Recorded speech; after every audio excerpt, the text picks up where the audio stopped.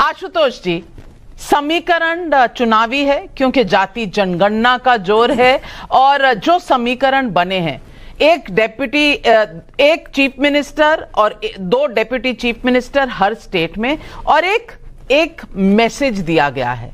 क्या आप वाकिफ हैं सारे नामों से और इन समीकरणों से, और क्या आप मानते हैं कि ये एक ट्रम्प कार्ड है, ना बादशाह ना गुलाम पर नरेंद्र मोदी का ट्रम्प कार्ड? आइए देखते हैं, मजा आएगा। नविका जी, मैं ताश के पत्तों से नहीं खेलता, क्योंकि ताश के पत्ते बड़े बेवफा होते हैं, कब किसको लंगड़ी मार दे पता नहीं चलता। और ताश का जो महल बनता है वो बड़ी आसानी से गिर भी जाता है, इसलिए मैं ताश के पत्तों में मेरी कोई आस्था नहीं।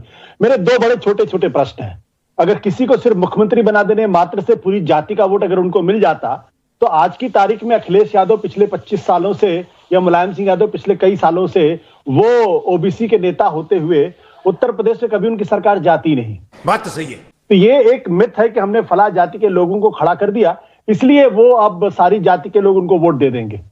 दूसरा प्रश्न ये कि मोहन यादव जी को तो बनाया अच्छा किया, मेरी शुभकामनाएं उनके साथ है, लेकिन इसी उत्तर प्रदेश के अंदर जब विधानसभा के चुनाव होते हैं तो किस तरीके से यादवों के खिलाफ दूसरी जातियों को लामबंद करने की कोशिश होती है और यादव और मुस्लिम समीकरण पर किस तरीके की टिप्पणियां की जाती हैं, ये सुधांशु त्रिवेदी जी से बेहतर कोई नहीं जानता। तो क्या उत्तर प्रदेश के यादव इस बात को भूल जाएंगे और क्या बिहार के यादव इसको भूल जाएंगे? मुझे लगता तो नहीं भूलेंगे वो। क्या बात कर रहे हो आप? खैर, ये एक अलग तरीके का प्रश्न है। सबसे बड़ा सवाल क्या है? सबसे बड़ा सवाल ये है कि आज जो वसुंधरा राजे सिंधिया की जो तस्वीर उस चिट को देखने के बाद सामने आई है, मुझे लगता है वो इस बात को दर्शाता है कि जो भारतीय जनता पार्टी लोकतांत्रिक प्रक्रिया से, विधायकों की राय से अपने मुख्यमंत्री को चयन करने की बात करती थी, वो वसुंधरा राजे की उस तस्वीर ने बिल्कुल स्पष्ट कर दिया कि शायद उनको अंतिम समय पता नहीं था, या शायद राजनाथ सिंह को भी नहीं पता था। वो चिट्ठी उनको दी गई, फिर उन्होंने देखा और उसका बाद चेहरा उनका फक रह गया। तो साला होना ही। अगर ये लोकतांत्रिक प्रक्रिया है किसी मुख्यमंत्री को चुनने का, तो फिर कांग्रेस पार्टी और बीजेपी में फर्क क्या है? ये तो सुधांशु त्रिवेदी जी को अपने दिल पे हाथ रख के कह देना चाहिए था। फिर आपको 9 दिन इंतजार करने की क्या जरूरत थी? आप वहीं से कर देते। फला आदमी मुख्यमंत्री बना, लेजिस्लेचर कमेटी की, लेजिस्लेचर पार्टी की मीटिंग की भी बुलाने की कोई जरूरत? तो प्रश्न इसी बात को लेकर ये है। मैं तहसीन की इस बात से सहमत हूं कि अगर विधायकों की राय होती तो फिर विधायकों की राय का सम्मान किया जाना चाहिए। Not bad. Now you. Ashutosh जी की बात का जवाब देता हूं। आशुतोष जी, देखिए, बौद्धिक लोग जो होते हैं वो अपने बचाव के तर्क कैसे गढ़ते हैं। आज कह रहे हैं कि साहब किसी को बना देने से, कोई पद दे देने से कुछ नहीं होता, और वो लोग हैं जो कहते हैं कि कितने मुसलमानों को टिकट दिया, आज कह रहे हैं कि यादव को मुख्यमंत्री बना दिया तो उससे कोई फर्क नहीं पड़ता। कोई बात नहीं।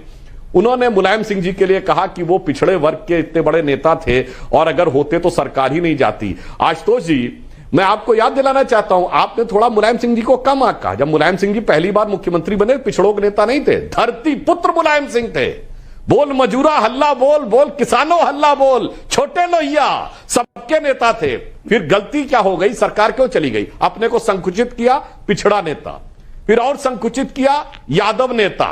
जब सत्ता देने की बात आई तो मैं, मेरा भाई, मेरा दूसरा भाई, मेरा बेटा, और आखिर में तो भैया, अपने भैया और पुत्र के बीच में ऐसा घमासान हुआ कि उनके लिए धरती पुत्र को संकुचित होते होते यह तय करना मुश्किल हो गया कि मैं भाई का नेता हूं या पुत्र का नेता, इसलिए सरकार गई। आप कहाँ के ज्ञानी बाबा? मौके जनता सबको देती है, फिर यह तय होता है कि आप मोदी जी की तरह सबका साथ, सबका विकास पे चलते हैं या संकुचित होते हुए अपने परिवार की तरफ बढ़ते हैं। आशुतोष जी और मनोज जी का हाथ ऊपर जा रहा है और दर्शकों के भी सवाल है, लेकिन आशुतोष जी पहले, गो फर्स्ट। सुधांशु त्रिवेदी जी बहुत अच्छा बोलते हैं, रेटरिक्स बहुत अच्छा करते हैं, लेकिन कभी कभी तथ्यों के साथ झोल कर देते हैं। अभी मजा आएगा ना भिड़ो। कांग्रेस भारतीय जनता पार्टी में बलराज मधोक को किसने निकाला था मुझे नहीं मालूम, लेकिन कल्याण सिंह ने जरूर प्रेस कॉन्फ्रेंस करके कहा था मुखौटा नोच दूंगा, और इसी तरीके से कहा था जमीन के 6 गज नीचे गाड़ दूंगा। और उन्होंने वो जब अलग पार्टी बनाई, क्या वो वर्टिकल डिवीजन नहीं था? उमा भारती ने जब विद्रोह किया, पार्टी बनाई, पार्टी छोड़ी, क्या वो वर्टिकल डिवीजन नहीं था? येदियुरप्पा ने जब कर्नाटक के अंदर पार्टी छोड़ी, पार्टी बनाई, बीजेपी को हराया, क्या वो वर्टिकल डिवीजन नहीं था? और तो और झारखंड चले जाइए, बाबूलाल मरांडी, उन्होंने पार्टी तोड़ी, अलग हुए, क्या वो वर्टिकल डिवीजन नहीं था? तो ये तथ्यों के साथ खेलना सुधांशु जी को आता है, ये मैं जानता हूं। लेकिन ऐसे ही पार्टियां जब आलाकमान कल्चर पे चलती हैं तो over a period of time जो हाल कांग्रेस पार्टी का हुआ वही हाल बीजेपी का ना हो। आशुतोष, कुछ थोड़ा सा झोल आप भी कर गए, ये सब छोड़कर गए थे और सब वापस आए बीजेपी में। जली ना, तेरी भी जली ना। वहां अलग हुआ।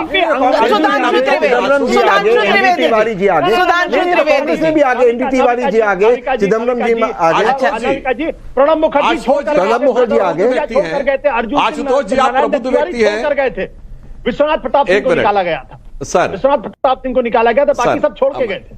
तो ये सब छोड़ के गए। आप बहुत प्रबुद्ध व्यक्ति हैं मान्यवर। आप आशुतोष जी आपको जवाब देता हूं। आप जब छोड़ के गए थे, आप ये कह रहे हैं प्रबुद्ध व्यक्ति हैं, ऐसा झोल मत दीजिए। जब कल्याण सिंह जी छोड़ के गए तो कितने विधायक थे? 2। फिर कल्याण सिंह जी वापस आए तो क्या बोले? मेरो मन अनंत कहां सुख पावे, जैसे उड़ जहाज को पंछी फिर जहाज पे आए। और अपनी पार्टी क्या नाम रखा? राष्ट्रीय क्रांति पार्टी।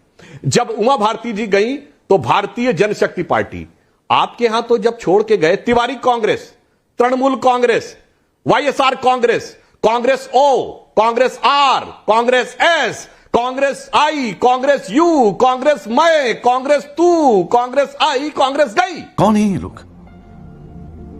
कहां से आते हैं? महत्वपूर्ण बात नविका जी ये है कि सुधांशु जी ने आई या तू वो गई और मई पता नहीं क्या क्या कह डाला। मुद्दा ये नहीं है, मुद्दा ये है कि पिछड़ों को, आप ऐसे पिछड़ों को प्रधानमंत्री और मुख्यमंत्री बनाते हैं जो अपने समाज के लिए नहीं काम करते। आप कहेंगे आप देश के लिए काम करते हैं। साहब, इस देश में जो पीड़ित है वही तो पीड़ित है, उसी के तो अधिकार नहीं है, उसी को तो एम्पावरमेंट करने की आवश्यकता है। आपका रेशियो क्या एम्पावरमेंट करने का? और ये जो 3 बनाए, आज मैं कुछ कहना नहीं चाहता था इन पे, शुभकामनाएं देना चाहता, लेकिन सांसद महोदय की वजह से मुझे वो रियलिटी कहनी पड़ेगी। अरे बाप रे, ऐसे लोगों को मुख्यमंत्री बीजेपी बनाती है जिनके अंदर रीढ़ की हड्डी नहीं होती है। माफ करना, आज के दिन मैं नहीं कहना चाहता था, लेकिन आज कहना पड़ा। उनके प्रशंसकों को शायद नहीं अच्छा लगेगा। रीढ़ की हड्डी जब होगी ना, तब नेता फैसला ले सकता है, तब नेता समाज के लिए काम करता है। रीढ़ विहीन नेताओं को मुख्यमंत्री बना देने से समाज का नहीं कोई कल्याण होने वाला। और ऐसा प्रचार मत करिए, इंडिया अलायंस रीढ़ विहीन नहीं है।